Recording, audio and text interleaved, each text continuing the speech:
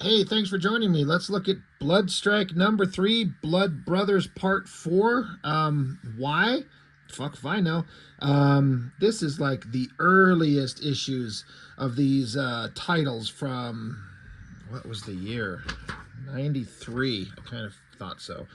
Like the first year of Image, right?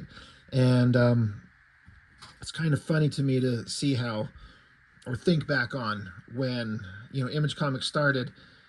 Youngblood was the first title from Image to come out, and I felt wasted no time putting out like multiple titles.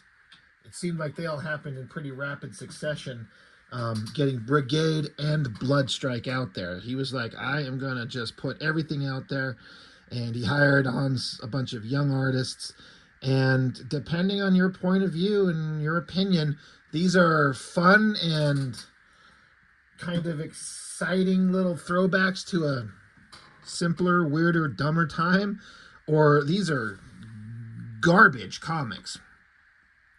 Um, I think both things can be true. They can be fun and nostalgic, but they can also be just absolute trash. I mean, it really is.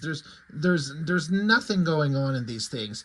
What I feel like is going on is that, I mean, this is all stemming from Liefeld's his creation and his ideas of what he wants to do with comics. And he's an encyclopedia of comic knowledge. He's read tons and tons of titles from Marvel and DC, and now he wants to do his own thing. But I feel like what's going on is that he doesn't know how to construct a proper kind of introduction to a superhero team in the way that builds up the story organically in a way that makes us care. It's like we want to jump straight to the big, exciting stuff. And that's kind of what it felt like on every one of these titles. You just go straight to the big reveals, the big crossovers, teams meeting, characters fighting, who we barely know and don't know anything about, and therefore we don't give a shit about. But when you go back and you think of like classic runs on Avengers or X-Men or the Teen Titans or the Justice League, and you think about how all those titles had years of build-up and character development before we get to the big crossovers, the things that we really remember and the things that stick out, and then we care about them when they happen. But again, it just feels to me like that's what's going on with these, is they just want to jump to the big stuff, and it's like we don't care about these characters. So it's just a bunch of 90s cliche, ridiculous characters punching each other all the time. And to teenage kids at the time, maybe that was awesome. I mean, I collected a lot of these things and I thought they were kind of awesome, but then in retrospect, you're like, no, it's not. This book was sent to me. I've never seen this one before, getting it in hands here just in the last couple of months. I did pick up the first issue of Bloodstrike and Brigade, and I collected a couple of them, but I dropped them really fast. Even myself back in the 90s when I was collecting almost all of this stuff, I was like, these books are not interesting, and the artists are not good, and there's so many damn books coming out. I had to start making some cuts if I wanted to spend my comic buying dollar wisely. I can't get everything. I grew up pretty poor, and so if I was going to get a few bucks from my dad to buy some comics, I can't get everything. These were honestly easy to cut. Didn't matter. Didn't care. There's nothing that is being missed. So that being said, it's the Blood Brothers crossover. I do have some of the others. I'm not sure exactly where they're at. I don't care. I just figured we'd just flip through this one, just because why not? There is something kind of interesting about it, an interesting kind of little moment in history here, slightly. So this is dated September of 93.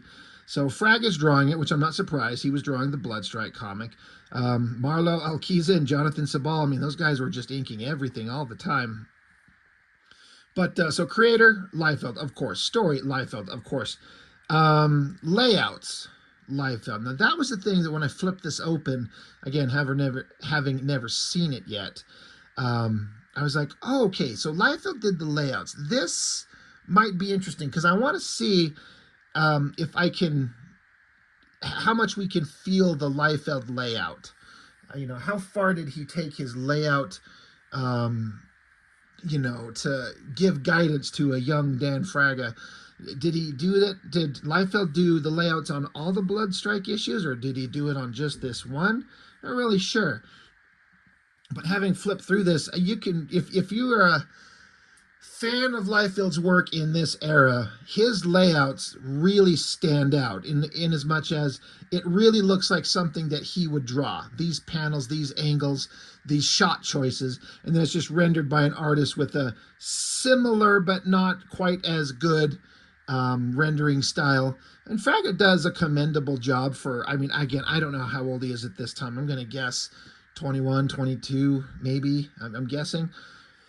I feel like he's really helped by Liefeld's layouts because Liefeld at least kind of knows how to move your eye through a action page pretty well. So it's not as bad as I thought it would be. It's still not good, but it's not as bad as I thought it would be. So first page, first shot, just a big straight on shot of again, if you've never read these comics, if you're looking at that, you might be going, what the hell am I looking at? Like, obviously you see a face of some sort. It took me a minute of looking at this and going back in my memory. I seem to remember there being an end of an issue where there was the character in, I think it was Brigade. I think it's the Brigade character that had like ice powers, freezing powers or something like that. And it ended with him being a big giant ice monster. And so I'm thinking this is the follow-up to that issue because I never did ever collect the next one. And I don't know what ever happened as far as I can remember. So I'm like, oh, okay, I get to find out what happened to this. I think it's Cold Snap. And he got turned into a big giant ice monster. You can definitely see the Liefeld influence. It's super simple on this one, but just starting with a giant close-up on the guy's face screaming at you. That's very much something Liefeld would do. I mean, anybody could, choose that shot. But going from splash page to double splash page, this really has the Liefeld layout stink all over it. It's interesting. It's, again, at both times, it's both kind of exciting and fun and like terrible at the same time. This giant punching shot from the ice guy with the arm coming forward and the kind of the twisting of the body, that very much looks like a Liefeld thing. And then this guy, Cabot, getting punched. The ice guy punching this way and then Cabot going arced back this way is weird. There's movement to it. Like, there's a lot of energy going this way and a lot of energy going that way. So I'm not saying it doesn't work. It does, but it's also a little bit kind of, I don't know. The ice character here gets a little bit lost in his upper body, and the twisting of the arms, it's kind of weird looking. I don't know that I'd have this arm extended out the back like that. Maybe, I don't know. I think the layout works, but the way that Fraga kind of finished on it maybe doesn't help a little bit. This shot of, God, I keep forgetting his fucking name, Cabot, getting arced back. I mean, he put in a lot of detail on that guy. And there's the arcing is a lot of energy and movement in it. It's kind of funny with his arms just straight down to his side. It's less awesome and more hilariously funny. I will die on that hill. This isn't like, oh my God, this is one of the greatest double page spreads I've ever seen. One of the greatest punches I've ever seen. It's more comedic than awesome. Like, it makes me laugh. It's ridiculous. It's so silly looking, but it kind of works. This shot of the forearm character, like charging into battle, like, hunched over, arms flexed, tits hanging, legs hanging, not even have the feet on the ground. That is very much a Liefeld pose. I feel the layout, right there from Liefeld, and then the other guy, whatever the fuck, Deadlock. I think running towards him. Like it feels like if Liefeld would have drawn this and finished it, I mean, you know, as weird as it is to say, it would have looked a lot better. But you could feel that energy from Liefeld's layouts. It's not bad, but it's not great. It looks kind of funny though. But yeah, okay. So Ice Guy's gonna punch him. All right, and then to continue the humor, he just goes bouncing along. And his teammates are yelling for him. And as he bounces his happy ass along, he's like, I'm fine. Just not going to let that Iceman do it, screw things up for us. Shogun. So Shogun, the giant robot thing, who was in the background over here.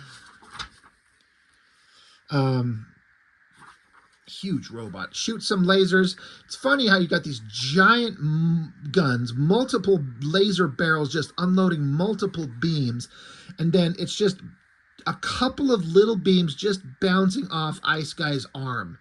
Like, these are like the daintiest, tiniest little laser beams as compared to the giant energy blasts that come firing from here. Like, that is a incongruous thing going on there that doesn't work. A little weird. Then, of course, if you're a follower of Liefeld's work in his weird background design sense, these like rectangular shapes. It's different from stuff Liefeld's done in the past, but it's the same kind of like just a weird pattern he'll throw in the backgrounds. Ice Guy, Slug, Shogun. So then the Brigade characters, they, I guess they rally and we're going to start kicking ass. So you get the opportunity to draw Hot Girl. Thermal, I guess is her name. Charged up with heat energy. It's kind of fine. The layout works. That's what works. There's a lot of exciting visual imagery going on at least a very basic level that if Fraga himself or any of the Extreme guys would have done it on their own when they were brand new, it wouldn't carry over. They don't have those skills. So again, the Liefeld layouts assist it a lot, to his credit. So Teams comes charging back over here. Cabot's doing an uppercut to Battlestone. I mean, like, Battlestone's right there. And then just suddenly, boom, he's getting his face socked and he goes flying. So just out of the blue, the last time we saw Cabot, he's over here, but then he's on the ground there. Now he's just uppercutting Battlestone there. It's okay. Then we cut over to new scene. And I know I've seen this female character. I remember the name. Is it Lethal? I did go through this because I want to say I read this comic, but that's giving it more credit than it's due, because it was just awful. This is just childish stuff. But I was looking through here somewhere to see where they say what her fucking name is, and I'm pretty certain they don't say her name anywhere. And that's a huge failure. How do you not have a major character on the page and you do not tell us who she is? I've said this before, and I've picked this up from I think Jim Shooter has said this before, correct me, but something to the effect of every comic is someone's first comic. So therefore, you have to live in the world of redundancy, even if it gets obnoxious. You have to tell us who everyone is. Tell us who they are. I mean, it's got a little text box right here saying, even as the Battlestone struggles to withstand Cabot's onslaught, we turn to a deserted island in the heart of the Caribbean to find... And then it just says, we made it. So it should say, even as Battlestone struggles to withstand Cabot's onslaught, we turn to, I think, Seahawk and Lethal turn up at tell us the names of the characters. This is really bad. It's really dumb, Like, yeah, there was that girl in the comic, and then the guy, whatever. So they're looking for something. No idea. Hidden safe houses. We've got to find things. There's conversations about what the government's done and the Project Reborn and what Battlestone has done and all the terrible things. And it's not really that interesting. Again, the Liefeld layouts work. This feels like him stacking characters right on top of each other, like he's giving her a piggyback ride. And then this angle, really, that is a Liefeld thing I've seen a million times, where it's like an angle of a face up here, up close, and the body kind of coming down off the side of the panel, and another face behind it. That's really something that he does. It's overhead shot, all feels the same. The close-up face, screamy shot. This all, you know, the layouts for what Liefeld does, they work. And then there was a really, the lettering has a big failure here on this next page. So we get, again, I think this is Seahawk, I think.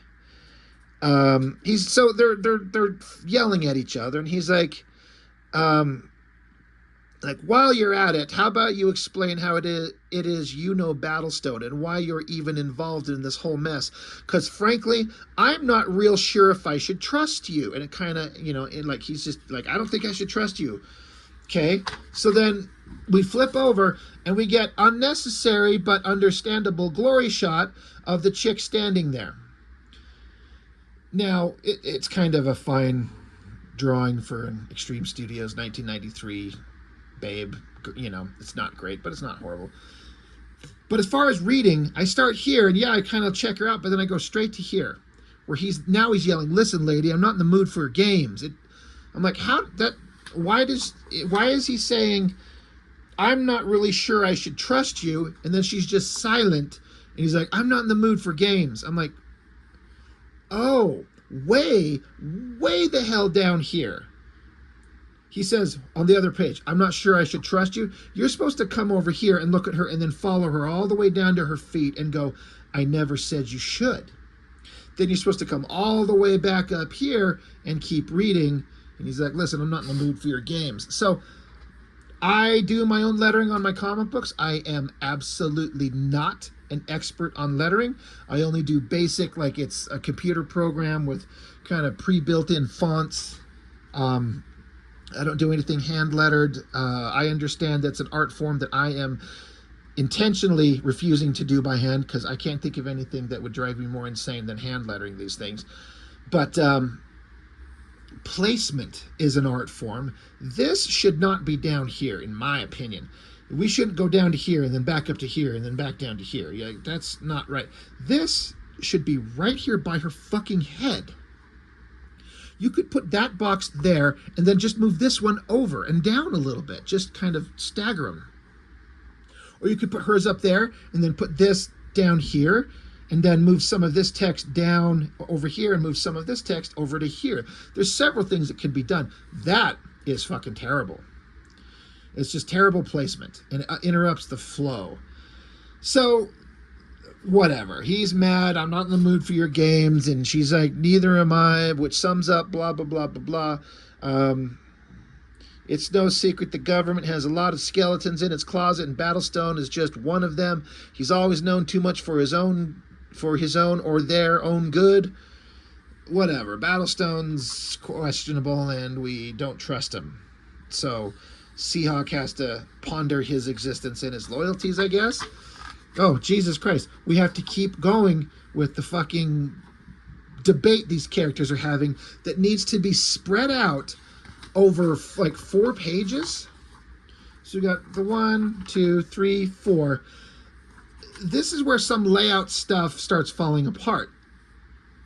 Having 2 panels of the girl, but just a close-up on her eyes and then a close-up on her mouth, but have them stacked right on top of each other, so it just looks like it's one face shot, but it's distorted and weird looking. That's terrible.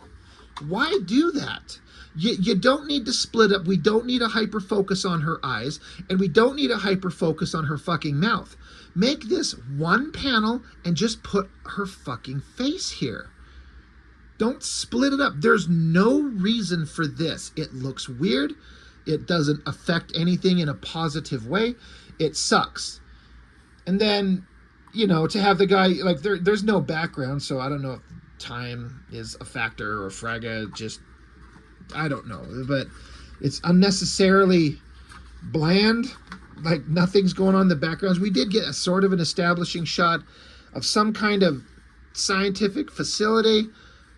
There's a lamp of some type and a table and a couch and then wood flooring and a rug. Fucking wood flooring and a rug on the interiors of this I mean, it looks like a secret tech-based facility, something. But then now there's just no more backgrounds anywhere. Which, all right. Why are they here? What are they doing? They teleported here. They talk, and then I guess they get geared up. Maybe that's what it was, and then they teleport away. But to have Seahawk just bent over, flexing, yelling as he has a conversation, it's way overly dramatic for the conversation they're having. Can Seahawk not stand up? Why is he hunched over in every page that he's on? Like, he's hunched over, he's hunched over, he's hunched over. Like, he needs to go see he might have the bifida, spinal bifida, something like that. Stand the fuck up. Nothing about this conversation is really interesting, except we don't trust the teams and we don't trust Battlestone and we've got important things to do. Here is another combination of layout fail and lettering fail, although I don't know that I blame the letterer for the fail. This lame, fucking stupid single panel taking up 3/4 of the page, split down the middle to put Seahawk on one side and stupid girl on the other. So it's like it's kind of like one headshot, but split. I've seen these type of shots done in comics forever, but I didn't realize how much this shit gets repeated over and over and over in these books by all kinds of artists, to the point where I'm so sick of it. Like, I am so done with this panel thing to show like two characters talking, but you take one face and then split it down the middle. It looks weird. It looks dumb. It's not interesting. Like, once was like, okay, that was cute, but then it's stupid. But the lettering, they're having a conversation back and forth. So I'm like, when I was reading this, I thought that I was supposed to kind of go to here and read these and then these. But no, you're supposed to come from here and go way up over here, read these, and then you're supposed to go here, and then here, here, here, here, here. This layout and the exhaustive conversation that they're having, meaning there's tons of words to be spoken to each other, this is like amongst the worst things you could do, to have a letterer have to like join these conversations together. It's very, like, I figured it out, but if you're reading a comic and you have to stop and go, wait, and then rereading it to find the flow of it, and then okay, I got it. You failed, because you're supposed to read it effortlessly and fall through the page simply. If you have to stop and go, wait, what? Hold on, what? Oh, okay, got it. That's a failure. There's no need for this bullshit panel. Just draw them down here, like make their head. God, I'm wondering if I got any paper. I do. But why don't we just...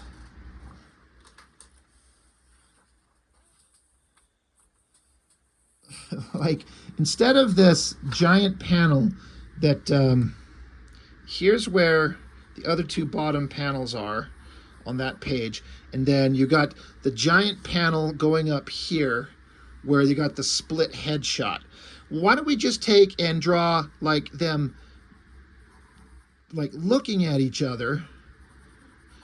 You know, this would be Seahawk here, and then this would be the girl here, and she could be, you know, you could do some gestures with their hands and all kinds of weird, interesting storytelling stuff. Just had them facing each other, talking to each other, and then you could kind of put the bubbles above them and then kind of have them connected in a way that makes more sense.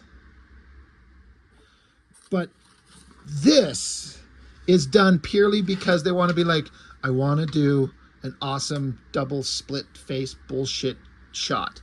When you sacrifice storytelling for awesomeness, you're on the path to failure, in my opinion. You got to find a balance of, I got to be able to see the storytelling clear, but also, yes, keep the awesomeness. That I want the awesomeness. I want the really cool shots and the fun rendering, which is going on in the inking through here. I dig the inking. I want the exciting, energetic drawings, but you can't make it so it's hard to read. just to get the cool shit. That's not a good way to go about it. Anyway, good Lord. Double page spread.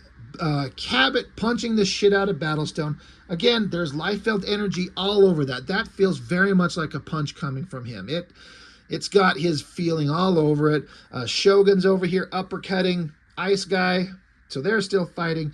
And then Shogun's over here grabbing onto this guy. I think his name is Boone or something. I gotta say, this shot of forearm, right? Is that her name? Strong arm? Strong forearms? That'd be awesome. It's a difficult thing. I believe the character's supposed to be really tall, really big, really strong.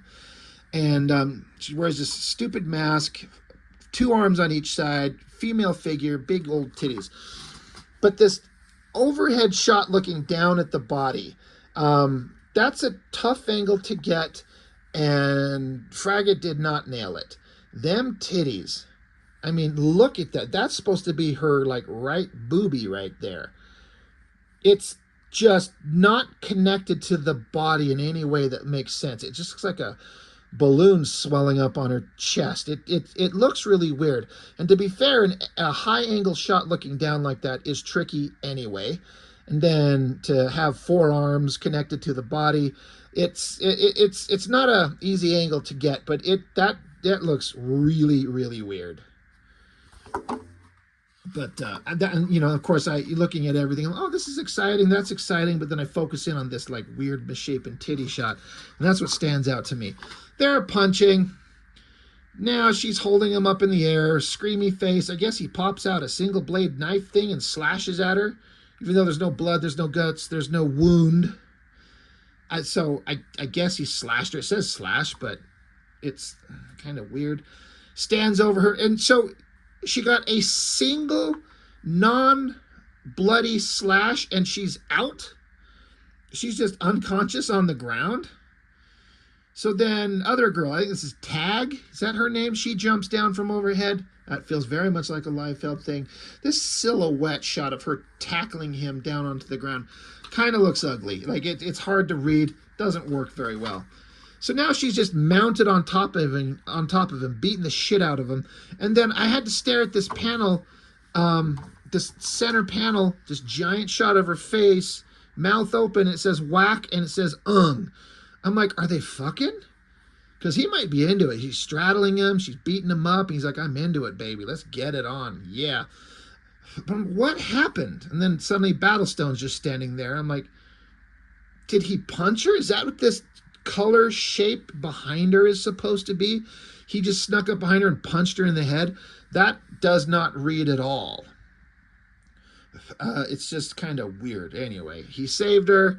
They look at each other. Whatever. Talk.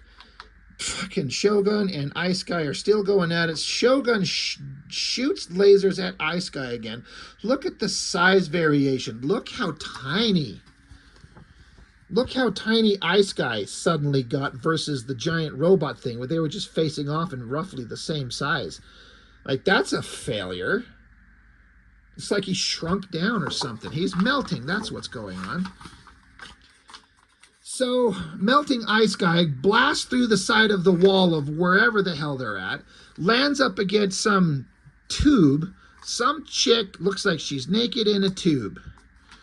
And they're like, oh my gosh, see, Battlestone's a hypocrite. So there's some girl in the tube. I looked through this. It doesn't tell you who the fuck it is. Who is it? Once again, drawing them titties. Like, it looks like she's supposed to be nude. Which, yahoo. Great. But it's almost like he took a fucking circle template and made those titties so round. Like, they look like binoculars or goggles up close or something like that. It doesn't look like her tits. And then this, like, rendering technique that I've seen how other artists like Jim Lee's and Silvestri's would have this kind of metallic rendering technique with a black shape coming up to the peak of the circle, and then you kind of crosshatch the lines out on it. This is where a lot of these younger artists are looking at these rendering techniques and not understanding how to make it work at all. and just trying to reproduce it, and it doesn't work. This looks awful. It stands out so obvious, unless she's supposed to have giant bowling ball crystal tits. It just doesn't work. It's so weird. Why not just draw them kind of organically and do some heavy Sin City type shadowing on it? Something. Terrible. And then just out of the blue, the last page, there is Seahawk and whoever the fuck the girl is. Again, it never ever told us anywhere in this issue. They're just suddenly standing there with a bunch of gear on. They're like, that's what you think. What is what I think? Okay. So the end of that. So again, Fraga's doing pretty well, all things considered, for a brand new artist. Having Liefeld's layouts helps a lot. And you can see there's a lot of growing pains that these artists, or specifically Fraga, would work out. But some of the things that stand out are pretty rough. And again, it's just junk stories. It's ridiculous characters. There's nothing really fun going on. But again, if you love it, you love it. Great. I'm not taking that from you. And then out of the blue, in the back of this book, there's a story. It says Tale of the what? What does that say? Night? What Night? Brought to you by Rob Liefeld. Concept and plot. Holy shit. Liefeld would just get any random thought in his head. Just anything. And like, we're going to make a comic on it, guys. Here you go. So it has artist Chuck Jones with Marat Michaels on layouts and Norm Ratman on inks. This Chuck Jones guy, what's funny is like, there's this like Extreme Studios, what was it called?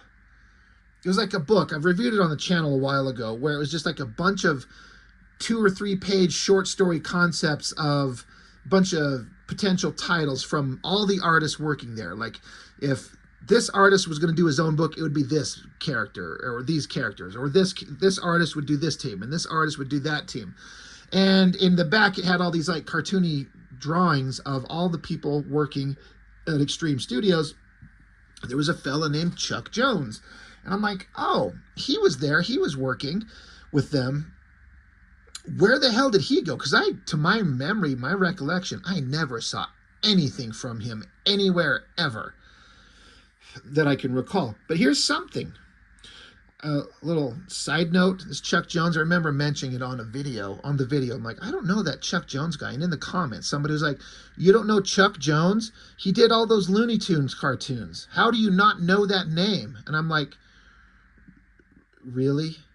You think the guy who was working as an animator for Warner Brothers, making cartoons that my dad watched in the mid-50s, is the same guy drawing this comic book for Liefeld at Extreme Studios in the mid-90s? Really? Like, oh yeah, I guess yeah, I know. Just think about it for a second. Anyway, spaceship, guy getting teleported up. He comes onto the ship. And here he is. I don't give one shit about this story, not a bit. I was just kind of interested in this Chuck Jones guy and what his art looks like. And again, he looks like a very early type Extreme Studios artist, but there's something about his work that kind of looks like it's standing out. Like, there's some ability. Has layouts by Marat Michaels, so who knows what this would look like if Chuck Jones did it on his own, but I don't mind that face too much. This full figure is not bad. The lighting on it's kind of cool. The detail and all the pipes and hoses and stuff on his face are pretty cool. Like, it's not bad. This face getting a little bit, it's drifting and getting a little goofy. This giant shot, the tilted angle, it kind of works. Kind of the backgrounds are not helping, but what a bunch of elaborate costume designs. Holy Lord. Like, it kind of looks cool. I would be so pissed if I had to draw these characters in a book and draw all that tech detail. Oh my gosh, kill me. I would be so pissed off if I had to draw that. But as a singular drawing in that 90s aesthetic of metallic arms and shoulder pads and spike arm gauntlets and just metal and gear and nonsense everywhere, it's not bad. And then last page again, this close up on her face, it's looking a little goofy. It's not great, but you know, artists need some time to kind of work things out when they're so young. Not bad, not great, not bad. Anyway, and that's it. Whatever. So, I don't know. An interesting little flip through of Bloodstrike number 3. You know, it's kind of fun to look at. See what Frago is doing on top of Liefeld layouts. It's not a nightmare, but it's not good either. So that's all I've got for this one. Thank you for watching. I really appreciate it. See you next time.